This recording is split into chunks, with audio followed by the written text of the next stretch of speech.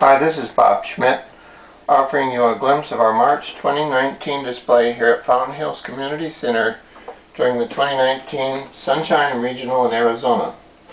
The theme of our display is Seth Thomas clocks and watches, and I thought it would be a good idea to give you a few highlights on Seth Thomas's life. Seth Thomas was born in 1785 at Wolcott, a small town in western Connecticut.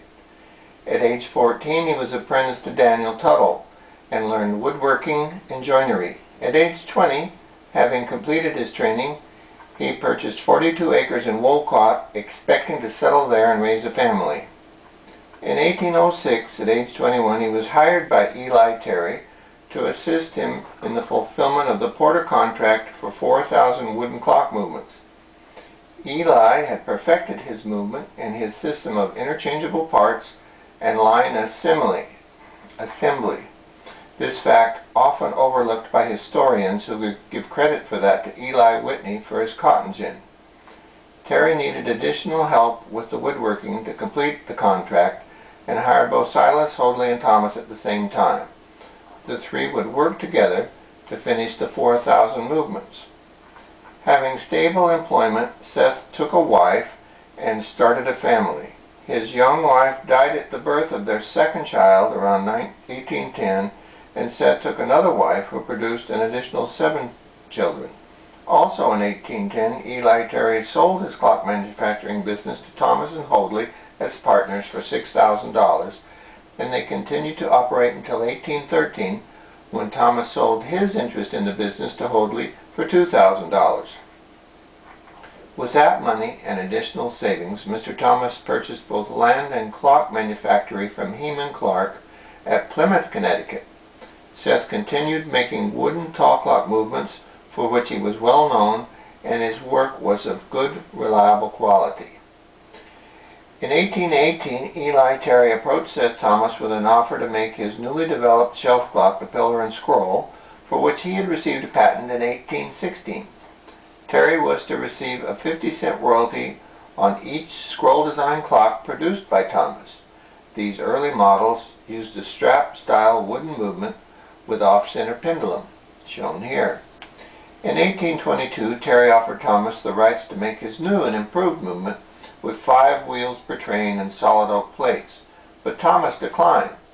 Thomas then offered to pay Terry a one-time fee of $1,000 for continued use of his case and movement design, and Terry accepted. Shortly thereafter, Thomas began making the solid oak plated movements without paying a royalty. Terry sued him unsuccessfully, but the suit probably kept others from copying the design for a while. In 1827, Chauncey Jerome introduced his half-column and splat clock, having most commonly a mirror in the door. Seth Thomas at first denigrated the design in preference to the Pillar and Scroll. Jerome, Mitchell, Downs, and others switched to the new design. Only a couple of years later, the clock had grown taller, costing little more to produce as a 36-inch clock than the common 29 to 30-inch Pillar and Scroll and short column clock. Here you see a nicely stenciled example, this one with a Hoadley Groner movement in it. By 1829 to 30, sales of the Pillar and Scroll had plummeted, and Seth Thomas was forced to accept the new style and put them into production. We are reminded of Henry Ford, who faced a similar dilemma a century later in moving forward from the dated Model T. Within a few years, Thomas had added 8-day wooden works to his lineup.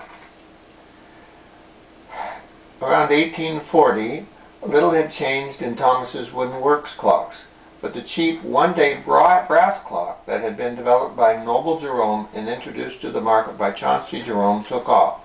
These simple and reliable movements were offered in either column or OG cases and revolutionized the clock business.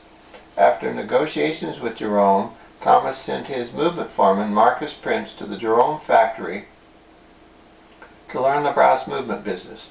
Chauncey, in his autobiography, summarized this event. It was never Mr. Thomas's practice to get up anything new. He never would change his pattern or mode of manufacturing until he was driven to it to keep his customers. Jerome continued, At the time I invented the one-day brass clock in 1838, Thomas said much against it, that it was not half so good as a wood clock, and that he would never take up anything again that Jerome had adopted. But he was compelled to do this in a year or two to keep his customers. Around 1842, the first Seth Thomas brass movements entered the marketplace, and by 1844, wooden movement production had ceased.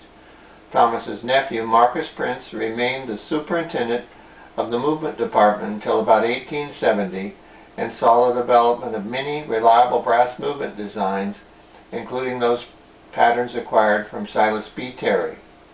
By 1853, Seth Thomas was 67 years of age and decided to incorporate his operation.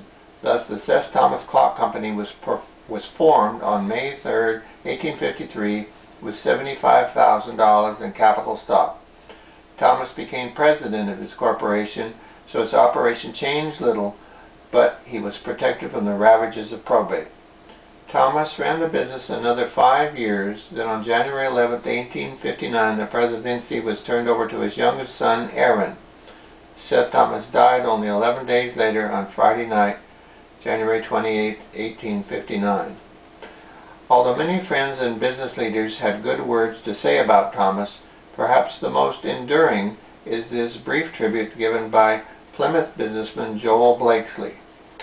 Here, quote, "Here I venture to attribute to the memory of Seth Thomas, who was justly called the founder of this village, and to whose superior business sagacity, wisdom, and enterprise this place chiefly owes its prosperity. He was a man of retiring disposition and few words, but an example of truthfulness and integrity. His word was equal to the strongest bond," unquote. The business continued to thrive under the children, and many new lines and models were put into production.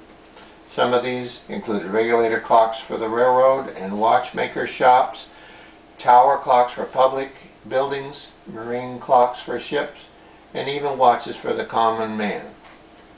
Several biographies of Thomas can be found on the internet, so we'll stop our story here. We hope we might have kindled your interest enough to look into both the company and its many timekeepers. This is Bob Schmidt signing off, and I hope to see you here in March 2019.